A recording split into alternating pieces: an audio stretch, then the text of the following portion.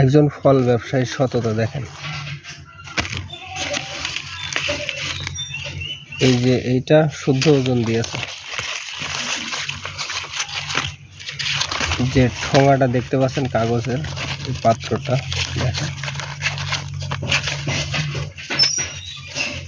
কমলা নিয়েছিলাম তখন এতটা খেয়াল করিনি, বা বাসায় এনেও খেয়াল করিনি, বাট আজকে এটা ফেলতে যে দেখছি আর কি, যে অবস্থা দেখেন।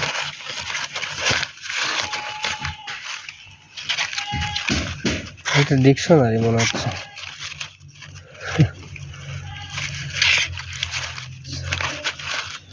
এই যদি বর্তমানে কিছু অসাধু ফল ব্যবসায়ীর অবস্থা হয়, সততা কোথায়?